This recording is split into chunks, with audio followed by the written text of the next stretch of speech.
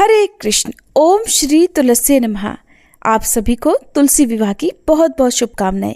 प्रिय श्रोताओं, आज सुनिए तुलसी विवाह और शालिग्राम भगवान की कथाएं। तुलसी विवाह की कथा के अनुसार सावर्णी मुनि की पुत्री तुलसी अपूर्व सुंदरी थी। उनकी इच्छा थी कि उनका विवाह भगवान नारायण के साथ हो। इसके लिए उन्होंने नारायण पर्वत की घाटी में स्थित बद्री वन में घोर तपस्या की। दीर्घ काल तक तपस्या के बाद ब्रह्मा जी ने प्रसन्न होकर उन्हें दर्शन दिए और वर मांगने को कहा। तब तुलसी जी ने कहा, हे सृष्टिकर्ता ब्रह्मदेव, आप अंतर्यामी हैं, सबके मन की बात जानते हैं। फिर भी मैं आपको अपनी इच्छा बताती हूँ। मैं चाहती हूँ कि भगवान श्री नारायण मुझे पति रूप में मिले। तब ब्रह्मा जी ने कहा, तुम्हारा अभीष्ट तुम्हें अवश्य मिलेगा। अपने पूर्व जन्म में किसी अपराध के कारण तुम्हें शाप मिला है। इसी प्रकार भगवान श्री नारायण के एक पार्षद को भी दानव कुल में जन्म लेने का शाप मिला है। दानव कुल में जन्म लेने के बाद भी उसमें नारायण का अंश विद्यमान रहेगा। इसलिए इस जन्म में पूर्व जन्म के पाप के शमन के लिए संपूर्ण नारायण तो नहीं, नारायण के अंश से युक्त दानव कुल में जन्मे उस शापग्रस्त पार्षद से तुम्हारा विवाह होगा। शाप मुक्त होने पर भगवान श्री नारायण सदा सर्वदा के लिए तुम्हारे पति हो जाएंगे। तब तुलसी जी ने श्री ब्रह्मा जी के इस वर को स्वीकार कर लिया, क्योंकि मानव कुल में जन्म के कारण उन्हें मायावी भोग तो भोगना ही था। अब तुलसी बद्रीवन में ही रहने लगी। नारायण का वह पार्षद दानव कुल में शंखचूर्ण के नाम से पैदा हुआ। कुछ समय के बाद वह भ्रमण करता हुआ बद्रीवन में आया। यहाँ तुलसी जी को देखते ही वह उन पर मुग्ध हो गया। तुलसी जी के सामने उसने अपने साथ विवाह करने का प्रस्ताव रखा। इतने में ही ब्रह्मा जी वहाँ आ गए और तुलसी जी से कहा, तुलसी, शंखचूर्ण को देखो, कैसा देवोपम इसका स्वरूप है। दानव कुल में जन्म लेने के बाद भी लगता है मानो इसके शरीर में नारायण का वास हो। तुम प्रस्ताव को सहर्ष स्वीकार कर लो। तुलसी जी को भी लगा कि उनकी तपस्या पूर्ण हुई, उन्हें इच्छित फल मिला है। इस प्रकार शंखचूर्ण के साथ उनका गांधर्व विवाह हो गया और वह शंखचूर्ण के साथ उसकी पत्नी बनकर महल में आ गई। शंखचूर्ण ने अपनी परम सुंदरी सती साध्वी पत्नी तुलसी के साथ बहुत दिनों तक राज्य किया। उसने अपने राज्य का इतना विस्तार कर लिया कि देवलोक तक उसके अधिकार में आ गया। स्वर्ग का सुख भोगने वाले देवताओं की दशा अब दयनीय हो गई। शंखचूर्ण किसी को कष्ट नहीं देता था, पर अधिकार और राज्य छिन जाने से सारे देवता मिलकर श्री ब्रह्मा, विष्णु और शिवजी की सभा में गए तथा अपनी विपत्ति सुनाई। तब ब्रह्मा जी ने कहा, तुलसी परम साध्वी हैं, उनका विवाह शंखचूर्ण से मैंने ही कराया था। शंखचूर्ण को तब तक नहीं हराया या मारा जा सकता है जब तक तुलसी को न छला जाए। तब श्री विष्णु ने कहा, शंखचूर्ण पूर्व जन्म में मेरा पार्षद था। शाप के कारण उसे दैत्य कुल में जन्म लेना पड़ा। इस जन्म में भी मेरा अंश उसमें व्याप्त है। साथ ही तुलसी के पतिव्रत धर्म से वह अजेय भी है। फिर देवताओं की सहमति से भगवान शिव ने शंखचूर्ण के पास संदेश भिजवाया कि या तो वह देवताओं का राज्य लौटा दे या फिर उनसे युद्ध करे। शंखचूर्ण शंकर जी के पास पहुंचा और उसने कहा, देवाधिदेव, आपके लिए देवताओं का पक्ष लेना उचित नहीं है। राज्य का विस्तार करना तो हर राजा का कर्तव्य है और मैं किसी को दुखी भी नहीं कर रहा हूँ। आप देवताओं से कहिए कि वे मेरी प्रजा होकर रहें। मैंने आपका भी कोई अपकार नहीं किया है। हमारा आपका युद्ध शोभा नहीं देता, और अगर इस युद्ध में आप हार गए तो ये तो बड़ी लज्जा की बात हो गई। अगर मैं हार गया तो आपकी कीर्ति बहुत अधिक नहीं बढ़ेगी। शंखचूर्ण की बात सुनकर भगवान शंकर हंसे। वे तो सब रहस्य जानते थे। तुलसी और शंखचूर्ण के पूर्व जन्म के शाप की अवधि अब लगभग पूरी हो चुकी थी। भगवान शंकर बोले, शंखचूर्ण, इसमें कीर्ति और लज्जा की तो कोई बात ही नहीं। तुम देवों का राज्य लौटाकर उन्हें उनके पद पर प्रतिष्ठित होने दो। युद्ध से बचने का यही एकमात्र उपाय है। तब शंखचूर्ण ने कहा, मैंने तो युद्ध के बल से ही देवलोक को जीता है और कोई उसे केवल युद्ध के द्वारा ही वापस ले सकता है। यही मेरा अंतिम निर्णय है। मैं जा रहा हूँ। ऐसा कहकर शंखचूर्ण चला गया। उसने अपने राजमहल में वापस आकर अपनी पत्नी तुलसी को सारी बात बताई और कहा, कर्म भोग सब काल सूत्र में बंधा है। जीवन में हर्ष, शोक, भय, सुख, दुख, मंगल, अमंगल सब कुछ काल के अधीन है। हम तो केवल निमित्त है। संभव है कि भगवान शिव देवों का पक्ष लेकर मुझसे युद्ध करे। तुम चिंता मत करना, तुम्हारा सती तेज मेरी रक्षा करेगा।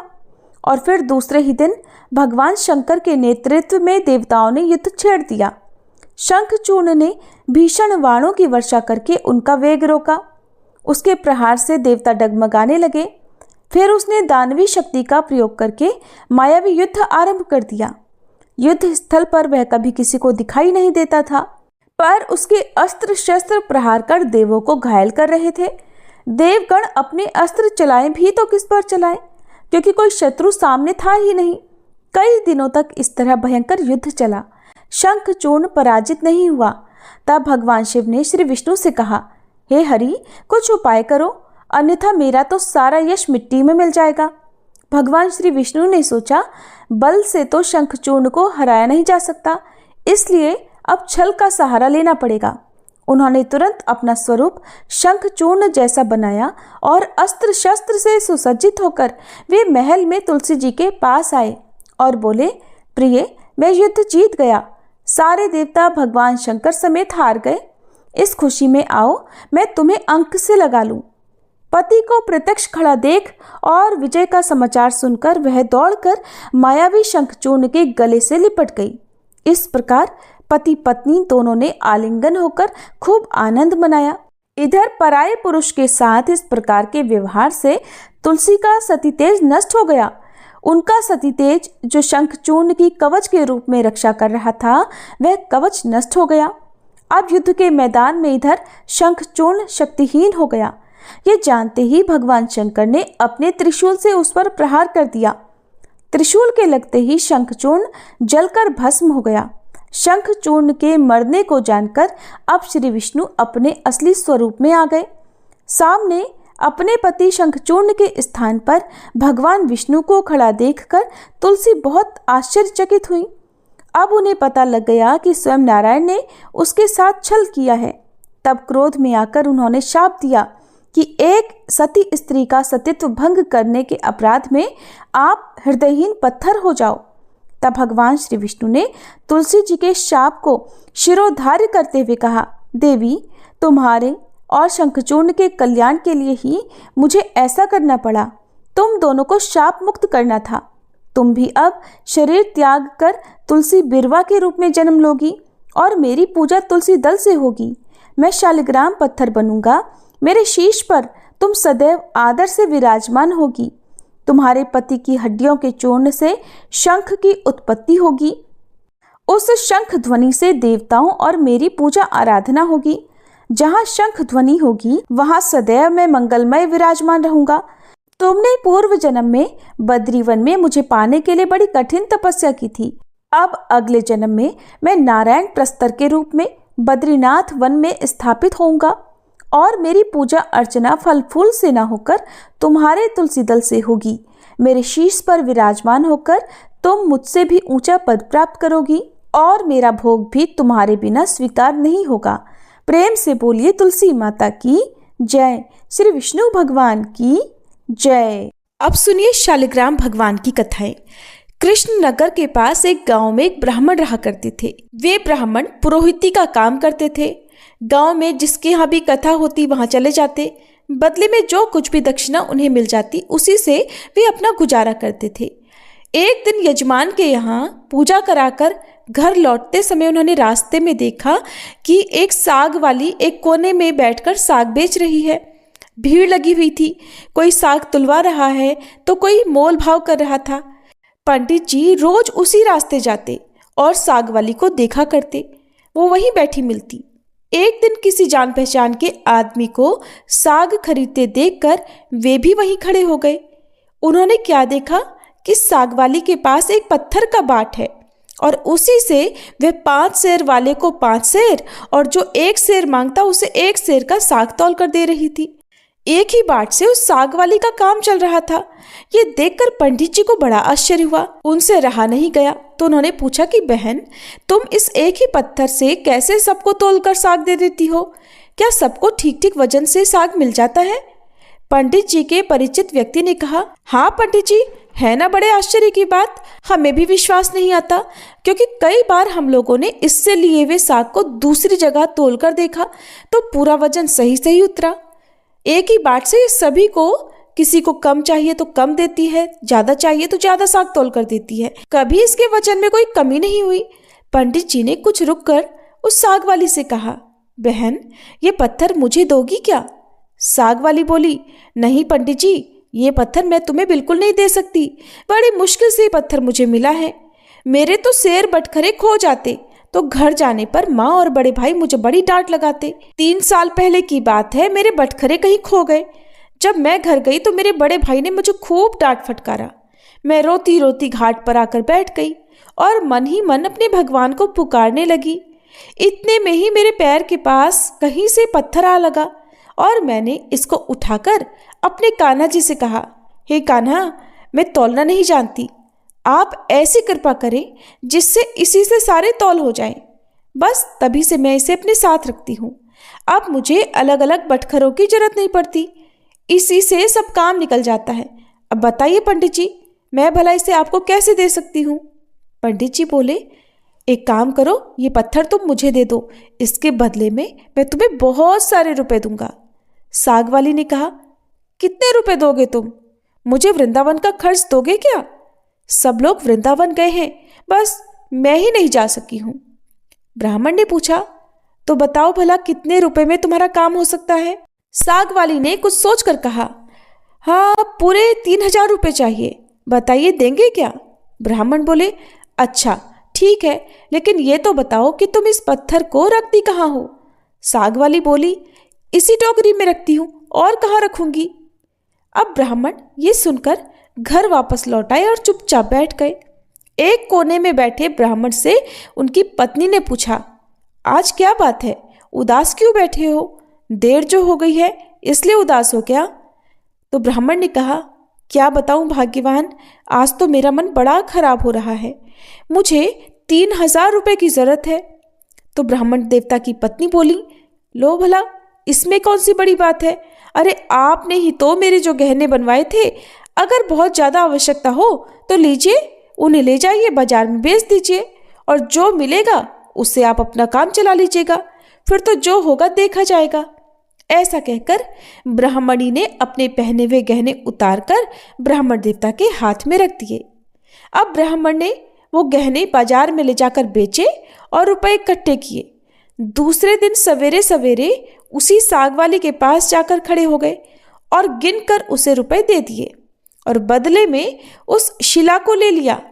अब गंगा जी पर जाकर उसको अच्छी तरह से धोया और फिर नहा धोकर वे घर लौट आए, क्योंकि साग वाली तो उससे साग तोलने का काम करती थी और वो कोई साधारण शिला नहीं थी।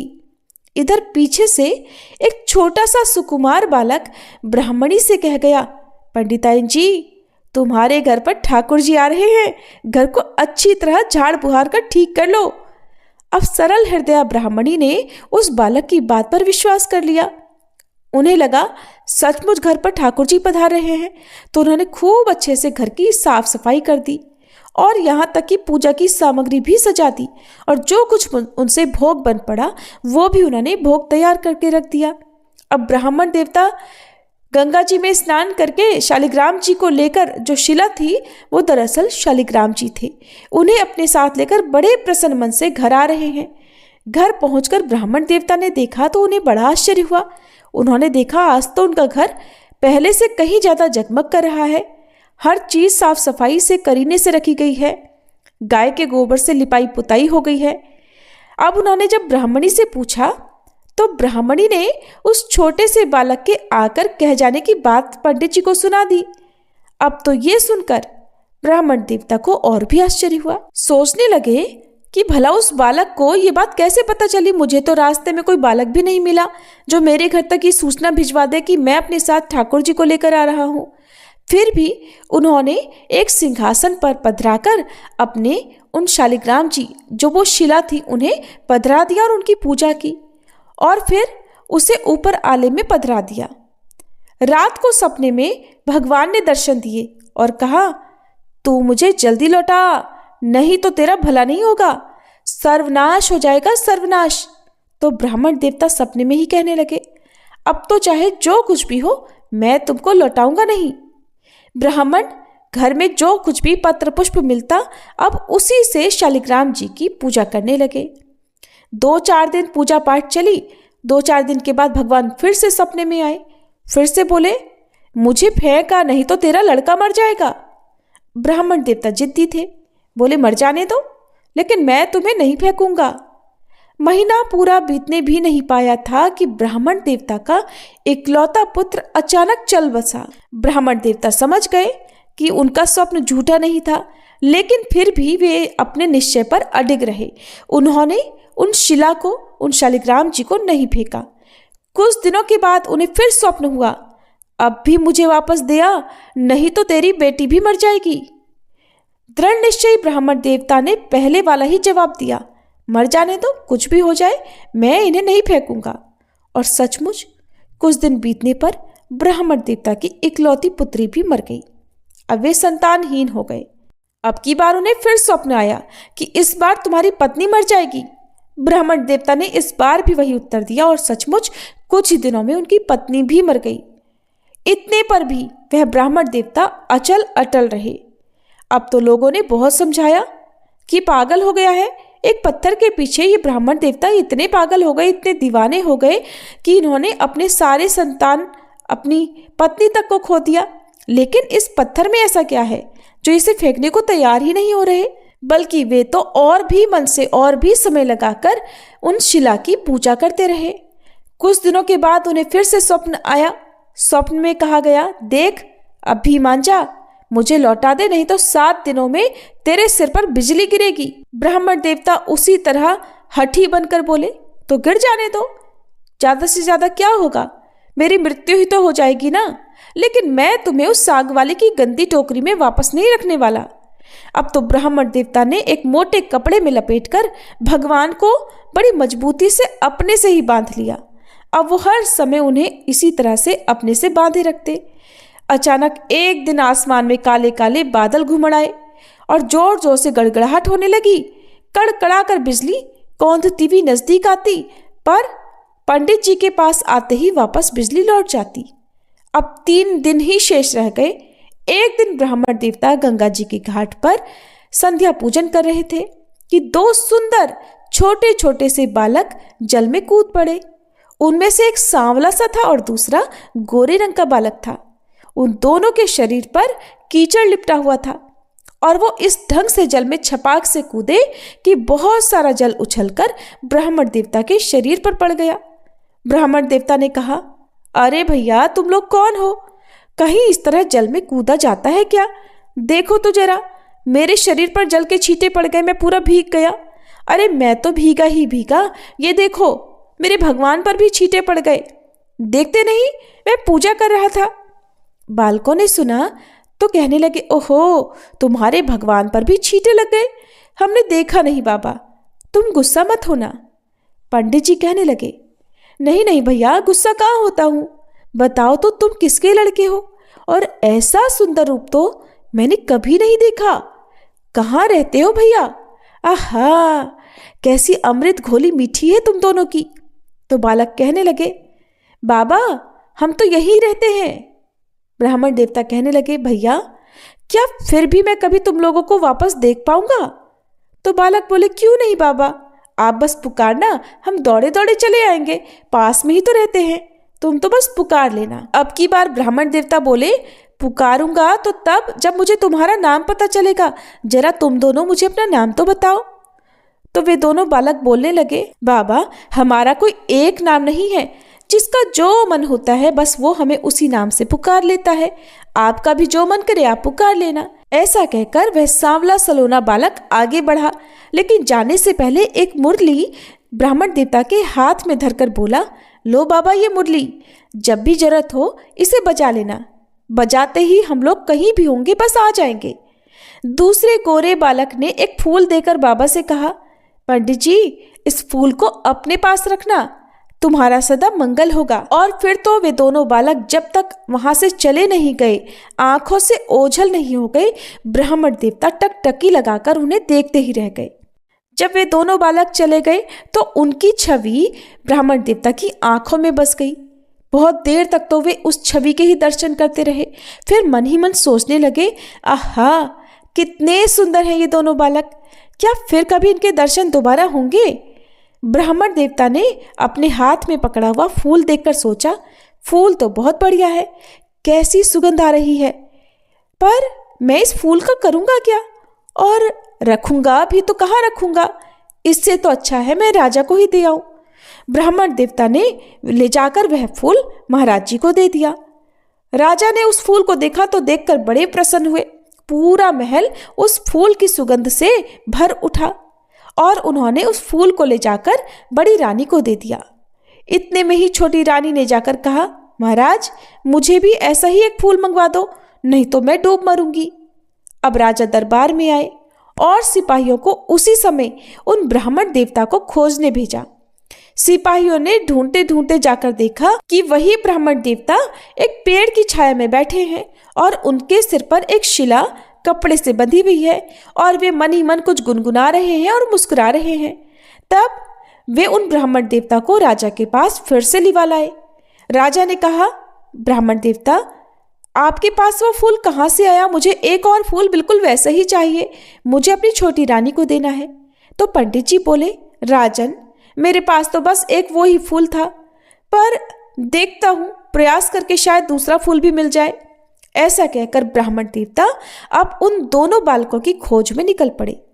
अचानक उन्हें याद आया कि उस सांवले बालक ने मुझे एक मुरली थमाई थी और ये कहा था कि बाबा, इस मुरली को जब भी बजाओगे मैं आपके पास आ जाऊंगा। चलो प्रयास करके देखता हूँ। अब मुरली तो उनसे बजानी आती नहीं थी। उन्होंने जैसे तैसे करके उस मुरली में से कुछ आवाज निकाली। थोड़ी बहुत धुन बजी और मुरली की धुन सुनते ही वही गौर श्याम जोड़ी साक्षात पंडित जी के सामने प्रकट हो गई।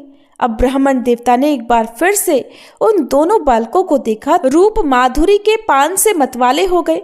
कुछ देर के बाद उन्होंने कहा, भैया, वैसा ही एक और फूल चाहिए मुझे। मैंने तुम्हारा दिया हुआ फूल राजा को दे दिया था और राजा ने वैसा ही एक और फूल मांगा है। तो गोरे बालक ने कहा, बाबा, फूल तो हमारे पास नहीं है, हाँ, परंतु हम तुम्हें एक ऐसी जगह ले जाएंगे जहां वैसे ही फूलों का बगीचा खिला है, तुम बस अपनी आंखें बंद करो। ब्राह्मण देवता ने झट अपनी आंखें बंद कर ली। बच्चे उनका हाथ पकड़कर न जाने किस रास्ते से बातों ही बातों में जाने कहाँ ले गए। एक जगह पहुंचकर ब्राह्मण देवता से उन्होंने आंखें खोलने को कहा। ब्राह्मण देवता ने आंखें खोली तो देखकर मंत्रमुग्ध रह गए। बड़ा सुंदर स्थान है, चारों ओर सुंदर सुंदर वृक्ष लता आदि पुष्पों की मधुर गंध से सुशोभित है। बगीचे के बीच में एक बड़ा मनोहर महल है। ब्राह्मण ने देखा तो क्या देखते हैं, वे दोनों बालक जो उनका हाथ पकड़कर यहाँ तक लाए थे, अब वे दोनों बालक गायब हो गए। वे थोड़ी हिम्मत करके आगे बढ़े। महल के अंदर जाकर देखा तो चारों ओर बड़ा ही सुसज्जित और बड़ा ही मनमोहक स्थान था। बीचों बीच एक दिव्य रत्नों का सिंहासन रखा हुआ था। सिंहासन खाली था। ब्राह्मण देवता ने उस स्थान को मंदिर समझकर प्रणाम किया। उनके माथे पर बंधी हुई ठाकुर जी की शिला खुलकर नीचे पड़ गई। ये देखकर ब्राह्मण देवता घबरा गए और घबराकर जैसे ही उन्होंने उस शिला को उठाने के लिए हाथ बढ़ाया कि वह शिला अचानक दो टुकड़ों में फटी। एक दिव्य ज्योति प्रकट हुई और देखते ही देखते उसमें से साक्षात श्री लक्ष्मी नारायण भगवान प्रकट हो गए और उस खाली सिंहासन पर विराजमान हो गए। भगवान नारायण ने मुस्कुराते हुए ब्राह्मण देवता से कहा, हे ब्राह्मण, हमने तुमको कितने दुख दिए, पर तुम तो अटल रहे। दुख पाने के बाद भी तुमने हमें कभी नहीं छोड़ा, पकड़े ही रहे, और इसी से हम तुम्हें सशरीर यहाँ ले आए हैं। जो भक्त स्त्री पुत्र घर गुरुजन प्राण धन इहलोक और परलोक छोड़कर केवल हमारी शरण में आ जाते हैं, भला हम उन्हें कैसे छोड़ सकते हैं। इधर देखो, ये खड़ी है तुम्हारी सहधर्मणी, तुम्हारी पत्नी, ये रही तुम्हारी पुत्री और तुम्हारा ये पुत्र भी। ये देखो, ये सब भी मुझे प्रणाम कर रहे हैं। अब तुम सबको मेरी प्राप्ति हो गई और तुम्हारी एक की दृढ़ता से तुम्हारा सारा परिवार अब भवबंधन से मुक्त हो गया है। ये देखकर ब्राह्मण देवता नतमस्तक हो गए। तो ये है भगवान की भक्ति और भगवान की करुणा की कहानी। अगर परिवार में सारे लोग भक्ति ना कर सकें, कोई एक सदस्य भी सच्चे मन से भक्ति कर लेता है, तो भगवान पूरे परिवार का उद्धार कर देते हैं। सभी प्रेम से बोलिए, श्री लक्ष्मी नारायण भगवान की जय, श्री शालिग्राम भगवान की जय, तुलसी महारानी की जय। जय जय तुलसी भगवती सत्यवती सुखदानी, नमो नमो हरि प्रेसी श्री वृंदावन खानी। श्री हरिशीष विरजनी देहु अमर वर अम्ब, जनहित हे वृंदावनी अब न करहु विलंब। धन्य धन्य श्री तुलसी माता, महिमा अगम सदा श्रुति गाता। हरि के प्राण हूँ से तुम प्यारी, हरहि हेतु कीन्हो तप भारी। जब प्रसन्न है दर्शन दीन हो, तब कर जोरी विनय उस कीन्हो। हे भगवंत कंत मम होहु, दीन जानि जानि छाड़हु छोहु। सुनी लक्ष्मी तुलसी की बानी, दीन हो श्राप कध पर आनी। उस अयोग्य वर मांगन हारी, हो बिटप तुम जड़ तनुधारी। सुनि तुलसी ही श्रव्योत ही ठामा, करहु वास तुहु नीचन धामा। दियो वचन हरि तब तत्काला, सुनहु सुमुखी जानी होहु बिहाला। समय पाई ब्योहरो पाति तोरा, पूजहि आस वचन सत मोरा। तब गोकुल मह गोप सुदामा, तासु भई तुलसी तू बामा। कृष्ण रास लीला के माही, राधे शक्यो प्रेम लखि नाही। दियो श्राप तुलसी तत्काला, नर लोक ही तुम जन्महु बाला। यो गोप वह दानव राजा, शंख चूर्ण नामक शिर ताजा। तुलसी भई दासु की नारी, परम सती गुण रूप अगारी। अस द्वै कल्प बीति जब गयहु, कल्प तृतीय जन्म तब भयहु। वृंदा नाम भयो तुलसी को, असुर जलंधर नाम पति को। कर अति द्वंद अतुल बल धामा, कीन्हा शंकर से संग्रामा। जब निज सैन्य सहित शिव हारे, मरहि न तब हर हर ही पुकारे। पतिव्रता वृंदाती नारी, को न सके पति ही संहारी। तब जलंधर ही भेष बनाई, वृंदा ढिग हरि पहुँचो जाई। शिव हित लहि करि कपट प्रसंगा, कियो सतीत्व धर्म तो ही भंगा। भयो जलंधर कर संहारा, सुनी उर शोक उपारा। तिहि क्षण दियो कपट हरि तारी, लखि वृंदा दुख गिरा उचारी। जलंधर जस हत्यो भीता, सोई रावण तस हरहि सीता। अस प्रस्तर सम हृदय तुम्हारा, धर्म खंडी मम पति संहारा। यही कारण लहि श्राप हमारा, होवे तनु पाषाण तुम्हारा। सुनि हरि तुरत ही वचन उचारे, दियो श्राप बिना विचारे। लख्यो ना निज कर दूत पति को, छलन चाहियो जब पार्वती को। जड़ मति तुह अस हो जड़ रूपा, जग में तुलसी बिटप अनूपा। धग्व रूप हम शाली ग्रामा, नदी गंडकी बीच ललामा। जो तुलसी दल हम ही चढ़ई है, सब सुख भोग परम पद पई है। बिनु तुलसी हरि जलत शरीरा, अतिशय उठत शीश उर पीरा। जो तुलसी दल हरि शिर धारत, सो सहस्त्र घट अमृत डारत। तुलसी हरि मन रंजनिहारी, रोग दोष दुख भंजनिहारी। प्रेम सहित हरि भजन निरंतर, तुलसी राधा में नाही अंतर। व्यंजन हो 56 प्रकारा, बिन तुलसी दल ना हरहि प्यारा। सकल तीर्थ तुलसी तरु छाही, लहत मुक्ति जन संशय नाही। कवि सुंदर इक हरि गुण गावत, तुलसी निकट सहस गुण पावत। बसत निकट दुर्वासा धामा, जो प्रयास ते पूर्व ललामा। पाठ करहि जो नित नर नारी, होहि सुख भाषहि त्रिपुरारी।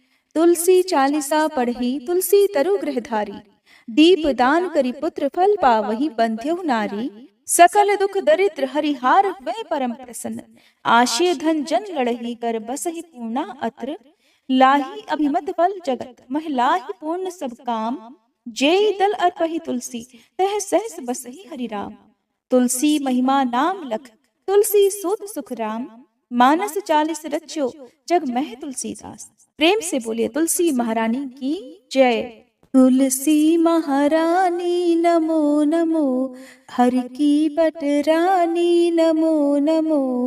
तुलसी महारानी नमो नमो, धन तुलसी पूरण तप कीनो। शालिग्राम बनी पटरानी नमो नमो। तुलसी महारानी नमो नमो, हर की पटरानी नमो नमो। जाके पत्र मंजरी कोमल, श्रीपति कमल चरण लपटानी नमो नमो। तुलसी महारानी नमो नमो, हरि की पटरानी नमो नमो। कौन महीने बोई रानी तुलसा, कौन महीने हुई हरियाली नमो नमो। तुलसी महारानी नमो नमो, हर की पटरानी नमो नमो।